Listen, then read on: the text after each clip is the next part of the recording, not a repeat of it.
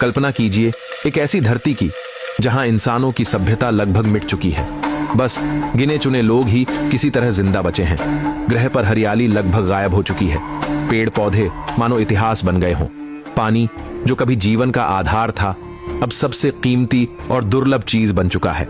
बचा खुचा थोड़ा सा पानी पाने के लिए लोग जंगली जानवरों की तरह एक दूसरे पर टूट पड़ते हैं। हालात इतने बदतर हो चुके हैं कि कई लोग जीवित रहने के लिए इंसानी खून तक निकालकर इस्तेमाल करने पर मजबूर हैं। कहते हैं जब इंसान अपनी इंसानियत खो दे तो वह किसी भी जानवर से ज्यादा खतरनाक हो जाता है। और इस दुनिया में इंसान कितना नीचे गिर सकता है, ये बात आज की कहानी आपको साफ दिखा देगी। आज जिस फिल्म के बारे में बात कर रहे हैं वह इतनी दमदार है कि इसे 6 ऑस्कर अवार्ड मिले थे। IMDb पर 8.1 रेटिंग वाली यह फिल्म एक शानदार मास्टरपीस मानी जाती है। नमस्कार, आज हम बात कर रहे हैं मैड मैक्स फ्यूरी रोड के बारे में। फिल्म की शुरुआत होती है एक बंजर, सूखे और मौत जैसे शांत वातावरण से। चारों तरफ सिर्फ धूल, रेत और वीरानी। साफ समझ आता है कि किसी बड़े विनाश ने इस दुनिया को इस हाल में पहुंचाया है। मानव सभ्यता लगभग खत्म हो चुकी है। हम देखते हैं एक अकेला शख्स, मैक्स। कभी वह पुलिस ऑफिसर था, लेकिन अब बर्बाद हो चुकी ऑस्ट्रेलिया की इस सुनसान धरती पर भटक रहा है। मैक्स के मन में बार बार उसकी पत्नी और बच्चे की यादें कौंधती हैं, जिन्हें वह खो चुका है। अचानक कुछ वाहन उसकी ओर तेजी से बढ़ते दिखाई देते हैं। मैक्स भागने की कोशिश करता है, लेकिन यह घातक गिरोह उसे पकड़ लेता है और कैद करके एक किले नुमा जगह सिटाडेल में ले जाता है।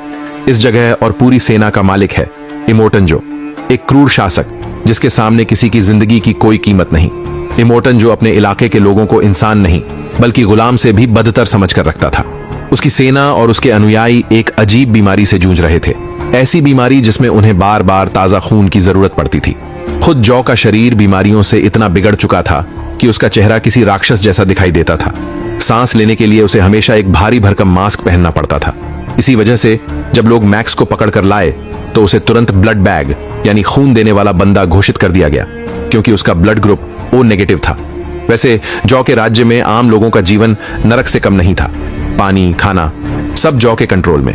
वह कभी कभी अपने टॉवर के ऊपर से थोड़ा सा पानी नीचे छोड़ देता, जैसे किसी को दया दिखा रहा हो। लोग उस बूंद बूंद पानी के लिए एक दूसरे पर टूट पड़ते थे। इस दुनिया में पानी सोने से भी ज्यादा कीमती था और प्यासा इंसान कुछ भी कर सकता था। जॉ की सबसे भरोसेमंद योद्धा थी फ्यूरियोसा। एक दिन जॉ उसे अपने विशाल वार ट्रक के साथ गैस टाउन भेजता है, तेल लाने के मिशन पर। उसके साथ एक पूरा युद्ध दस्ते जैसा काफिला भी चलता है। लेकिन रास्ते में अचानक फ्यूरियोसा गाड़ी का रूट बदल देती है। पश्चिम की जगह सीधे पूर्व दिशा की ओर मुड़ जाती है। उसके सैनिक हैरान जरूर होते हैं, लेकिन वे आदेशों का पालन करते हुए उसके पीछे चल देते हैं। जॉ को जब इसकी खबर मिलती है तो वह तुरंत अपने निजी कक्ष की तरफ भागता है। वहां पहुंचकर उसकी आंखें फटी रह जाती हैं। उसकी 5 बीवियां सब गायब। जी हाँ, जॉ की 5 पत्नियां थीं और उनका एक ही मकसद उसके लिए बच्चे पैदा करना। जॉ को तुरंत समझ आ जाता है कि फ्यूरियोसा उसकी पत्नियों को लेकर फरार हो चुकी है और फिर शुरू होने वाला था एक ऐसा पीछा जो इस बर्बाद दुनिया में किसी तूफान से कम नहीं। फ्यूरियोसा के साथ गद्दारी की खबर सुनकर इमोटन जॉ भड़क उठता है। जॉ के सैनिक अपनी जान तक देने को तैयार रहते थे। उनमें से एक था नक्स। वह भी गंभीर बीमारी से पीड़ित था, इसलिए वह लगातार मैक्स के शरीर से खून लेकर खुद को जिंदा रखने की कोशिश करता था। नक्स को पूरा विश्वास था कि अगर वह जॉ की 5 पत्नियों को वापस ले आए तो उसे युद्ध नायक की तरह सम्मान मिलेगा। इसी जुनून में उसने मैक्स को गाड़ी के आगे बांध दिया ताकि चलते चलते भी खून लेना जारी रहे। मैक्स के चेहरे पर एक भारी लोहे का मास्क चढ़ा था और वह जान बचाने के लिए छटपटा रहा था। उधर नक्स और उसका काफिला तेज रफ्तार से फ्यूरियोसा के ट्रक के पीछे पहुंच जाते हैं, पर फ्यूरियोसा बेहद चतुराई से दुश्मन की ज्यादातर गाड़ियों को धूल चटा देती है। इसके बाद वह अपने विशाल ट्रक को सीधे एक भयानक रेत तूफान के बीच घुसा देती है। इतना बड़ा तूफान कि वहां इंसान तो दूर, वाहन भी गायब हो जाए। इस उग्र रेतीले बवंडर में कई सैनिक मारे जाते हैं। मैक्स की जंजीरें कुछ हद तक ढीली पड़ जाती हैं, लेकिन उसका हाथ अभी भी नक्स से बंधा हुआ था। नक्स, जो आधा पागल जैसा था, सोचता है कि इस मौके पर खुद को विस्फोट करके उड़ा दे ताकि जॉ के लिए बलिदान दे सके। अब सवाल है, नक्स क्यों खुद को उड़ाना चाहता था? क्योंकि उसकी दुनिया में बलिदान देना ही सबसे बड़ा सम्मान था और वह मरकर जॉ का प्रिय योद्धा बनना चाहता था। तूफान में टकराव इतना तेज होता है कि फ्यूरियोसा का ट्रक भारी नुकसान झेलता है। इसी बीच नक्स की गाड़ी फ्यूरियोसा के वाहन से भिड़कर चकनाचूर हो जाती है। तूफान शांत होने के बाद मैक्स धीरे धीरे होश में आता है। आंखें खुलते ही देखता है कि वह अभी भी बेहोश पड़े नक्स के साथ जंजीर में जकड़ा हुआ है। वह किसी तरह नक्स को खींचते हुए फ्यूरियोसा के टूटे फूटे ट्रक तक पहुंचता है। वहां पहुंचकर मैक्स हैरान रह जाता है। फ्यूरियोसा के साथ 5 युवा महिलाएं मौजूद थीं। उनके नाम थे आंगारैड, टोस्ट, कैपेबल, सैडी और डैग। इनमें से आंगारैड और डैग गर्भवती थीं और उनके बच्चे के पिता थे इमोटन जॉ। मैक्स, जो अभी भी डर और गुस्से में था, उन्हें बंदूक दिखाकर सबसे पहले पानी और जरूरी सामान की मांग करता है। मैक्स थोड़ा पानी पीकर होश में आता है और फिर उन्हें धमकाकर कहता है कि पहले उसके हाथ की जंजीरें खोलो। दूसरी तरफ फ्यूरियोसा दूर से देख लेती है। इमोटन जो अपनी पूरी फौज के साथ तेजी से उनकी ओर बढ़ रहा है, यानी अब सिटाडेल के लगभग सभी योद्धा जो के साथ हैं। स्थिति बिगड़ती देख मैक्स और फ्यूरियोसा के बीच जोरदार झगड़ा शुरू हो जाता है।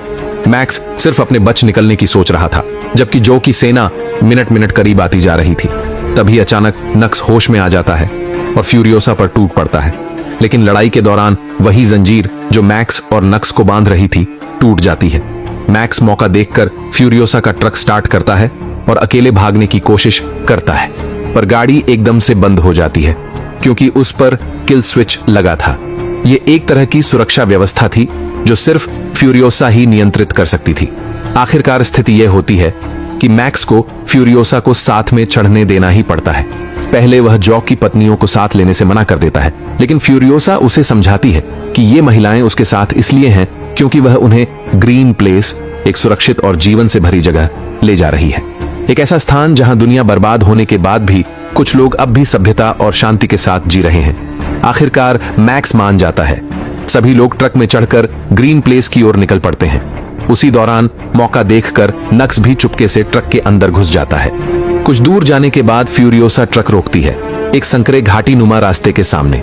वहां एक आक्रामक मोटरबाइक गैंग इंतजार कर रहा था। फ्यूरियोसा पहले से इन लोगों से सौदा कर चुकी थी। अगर वे उसे इस घाटी से सुरक्षित निकलने दें तो बदले में उन्हें ईंधन दिया जाएगा। जैसा कि पहले भी कहा गया था, उस समय ईंधन और पानी दोनों ही सोने से ज्यादा कीमती थी। लेकिन सौदा यह था कि फ्यूरियोसा अकेली आएगी, उसके पीछे कोई नहीं होना चाहिए था। बाइकर गैंग ने साफ कहा था कि फ्यूरियोसा अकेली आएगी, उसके साथ कोई नहीं। लेकिन तभी पीछे से धूल के बादल उठते दिखाई देते हैं। इमोटन जो और उसकी पूरी सेना तेजी से उनकी ओर बढ़ रही थी। ये देखते ही फ्यूरियोसा तुरंत ट्रक मोड़कर वहां से निकल पड़ती है। पीछा रोकने के लिए बाइकर्स अपने ऊंचे टीले जैसी जगहों पर विस्फोटक फोड़ते हैं ताकि जॉ की गाड़ियां वहीं फंस जाएं। फ्यूरियोसा और उसकी टीम रेगिस्तान की गहराई में घुसती जाती है, लेकिन बाइकर्स खुद भी अब नाराज हो उठते हैं क्योंकि फ्यूरियोसा ने वादा तोड़ा और अकेली नहीं आई थी। फिर भी किसी तरह फ्यूरियोसा उन्हें चकमा देकर आगे निकलती है, लेकिन उनकी उम्मीद टूट जाती है जब देखते हैं जॉ और उसका गिरोह विस्फोट के बावजूद उस रास्ते को पार कर चुका है। अब वे और भी तेजी से पीछा कर रहे थे। नक्स मौका देखकर फिर जॉ के सामने बहादुरी दिखाने की कोशिश करता है। जॉ उसे भरोसा भी देता है, अगर वह फ्यूरियोसा को पकड़ ले तो उसे योद्धा की उपाधि दी जाएगी। पर हमले के बीच नक्स का हथियार हाथ से छूट जाता है। यह देख जॉ गुस्से से बेकाबू हो उठता है। जॉ और उसके सैनिक ट्रक को रोकने के लिए सीधा गोलीबारी शुरू कर देते हैं। तभी आंगारैड अचानक अपने शरीर को ट्रक से बाहर ढाल की तरह लटका देती है, क्योंकि उसे पता था जॉ अपनी गर्भवती पत्नी पर गोली नहीं चलाएगा। जॉ वाकई गोली रोक देता है, लेकिन जब आंगारैड वापस ऊपर चढ़ने की कोशिश करती है, अचानक उसका पांव फिसल जाता है। वह नीचे गिर जाती है और सीधे जॉ के वाहन के भारी पहियों के नीचे कुचल जाती है। उसकी मौत देखकर मैक्स, फ्यूरियोसा और बाकी सभी स्त्रियां सदमे में जम जाते हैं। फ्यूरियोसा चुपचाप दर्द को भीतर दबाकर आगे बढ़ती है। दूसरी तरफ जॉ अपनी मृत पत्नी को गोद में उठाए गुस्से से पागल होने के कगार पर पहुंच जाता है। आगे चलकर फ्यूरियोसा जॉ की सेना से काफी दूर निकल आती है। रास्ते में वह मैक्स को बताती है कि वह कभी ग्रीन प्लेस नाम की एक खूबसूरत जगह में रहती थी। उसकी बचपन की पूरी दुनिया वहीं थी, हरी घास, पौधे, साफ पानी, सब कुछ। लेकिन एक दिन कुछ क्रूर लोग आए और उसे वहां से उठा ले गए। तभी से उसका जीवन बदल गया और उसी पल से उसने ठान लिया था कि एक दिन अपनी जन्मभूमि लौटेगी और जिन्हें भी वह बचा सकती है उन्हें वहां ले जाएगी। फ्यूरियोसा बताती है कि उन लोगों द्वारा अगवा किए जाने के बाद उसका पूरा जीवन कैद में गुजरा और अब इतने साल बाद उसे फिर से उसी शांत, हरियाली से भरे ग्रीन प्लेस लौट जाने की उम्मीद जगी है। उधर ट्रक के अंदर नक्स कोने में चुपचाप उदास पड़ा था।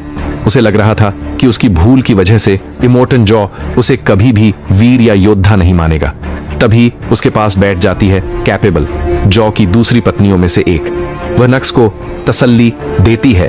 पहली बार नक्स किसी के दिल से बोले गए मीठे शब्द महसूस करता है। धीरे धीरे नक्स समझ जाता है कि जॉ सिर्फ इस्तेमाल करता है, किसी से प्यार या सम्मान नहीं करता। और यहीं से नक्स अपना फैसला बदल लेता है।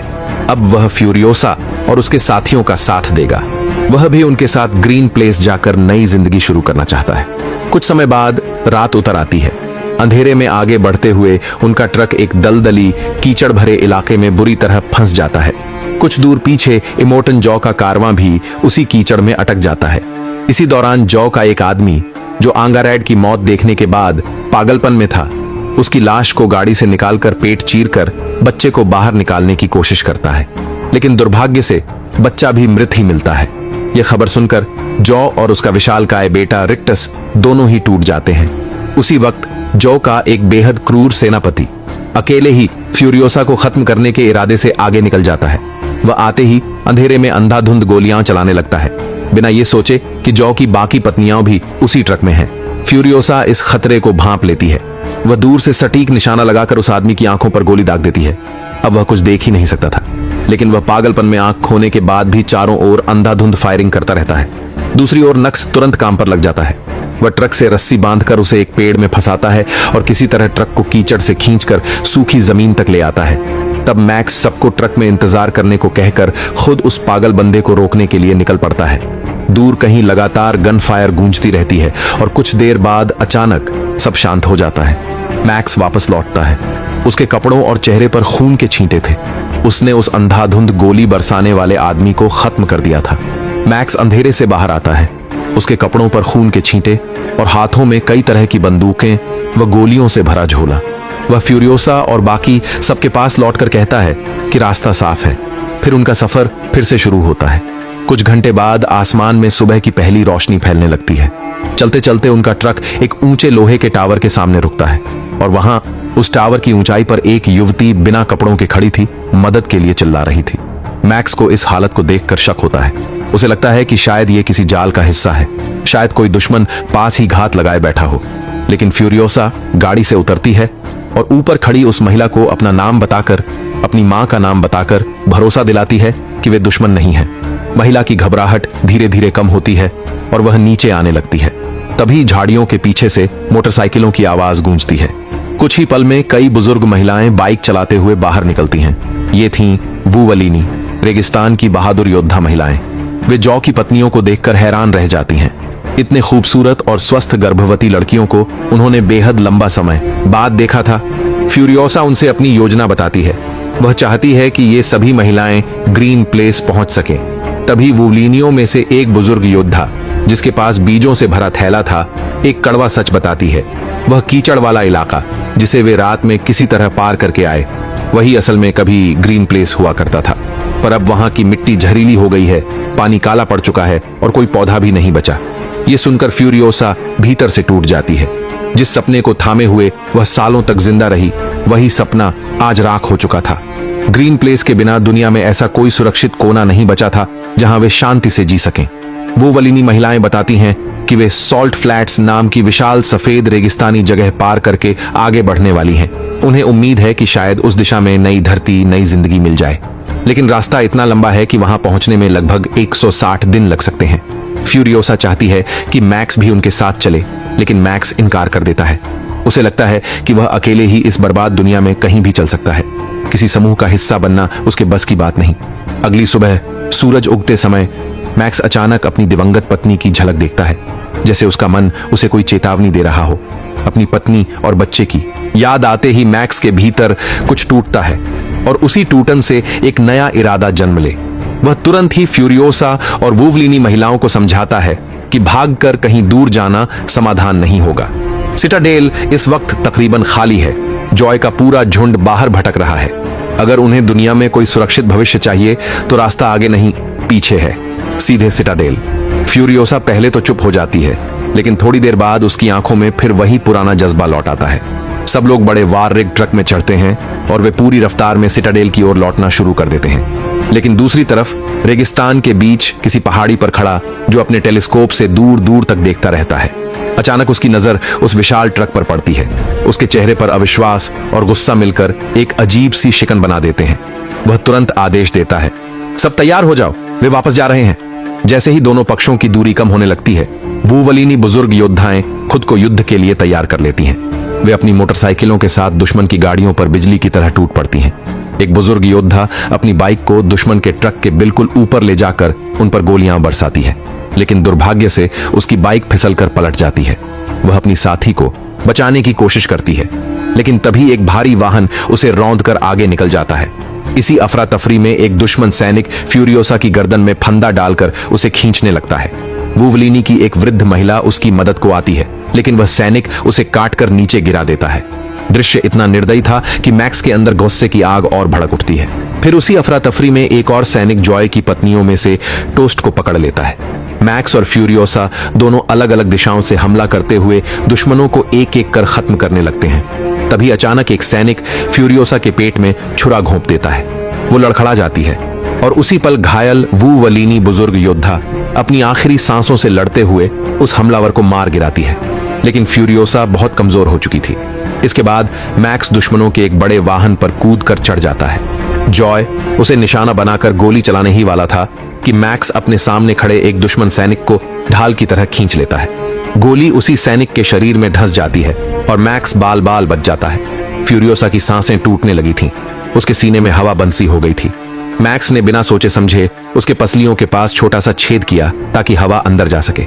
फिर अपना ही खून पाइप से उसे देकर वह किसी तरह उसकी धड़कनें वापस लाता है। उनकी आखिरी उम्मीद थी सिटाडेल। जब वे टूटे फूटे ट्रक और बची खुची गाड़ियों के साथ सिटाडेल के भारी दरवाजों के सामने पहुंचे तो पहरेदार पहले तो उन्हें पहचान नहीं पाए, लेकिन जैसे ही मैक्स ने जो का टूटा हुआ, धूल से अटा मुखौटा और उसके मर चुके शरीर को ऊंचा उठाकर दिखाया, भीड़ में एक पागल सी खामोशी फैल गई। कुछ ही पलों में वह खामोशी गरज बनकर फूटी। लोग जो की लाश पर टूट पड़े। सालों की भूख, डर, गुलामी और अपमान का बदला वे उसी क्षण निकाल रहे थे। जो का नाम तक मिटा देने की चाह में वे उसकी लाश को टुकड़ों में बदल देते हैं। वही लोग जिन्हें उसने पानी की एक बूंद के लिए तड़पाया था, आज पहली बार खुद को आजाद महसूस कर रहे थे। फ्यूरियोसा को घायल हालत में ऊंचे प्लेटफॉर्म पर लाया जाता है जहां पहले जो बैठता था। भीड़ उसे देखकर चिल्लाती है, हमारी असली नेता, पानी दो, आजादी दो। थोड़ी देर बाद पानी के पंप खोले जाते हैं। पहली बार पानी खुले आसमान के नीचे बेफिक्र बह रहा था। ना रोकने वाला कोई राजा, ना बांटने की शर्तें, बस आजादी। फ्यूरियोसा थकी आंखों से लोगों को देखती है। उसके चेहरे पर दर्द भी है और मुस्कान भी। लोग उसे छूकर आशीर्वाद देते हैं, जैसे कोई उससे नई दुनिया की उम्मीद कर रहा हो। मैक्स भीड़ के पीछे खड़ा सब देखता है। फ्यूरियोसा धीरे धीरे उठकर मैक्स की तरफ देखती है। दोनों के बीच एक लंबी खामोश नजर मिलती है। कहने को कुछ नहीं, लेकिन समझने को सब कुछ था। मैक्स हमेशा की तरह बिना शोर किए अपनी राह पकड़ लेता है। भीड़ में उसकी परछाई धीरे धीरे गायब होती जाती है, जैसे वो किसी दूसरे सफर के लिए जन्मा हो। फ्यूरियोसा ऊपर लिफ्ट से सिटाडेल के शिखर तक चढ़ती है और नीचे खड़े हजारों लोग उसे देखकर तालियां बजाते हैं। उस दिन पहली बार सिटाडेल किसी की गुलामी से नहीं, बल्कि आजादी से जागता है। और यहीं पर यह रोमांचक सफर खत्म होता है।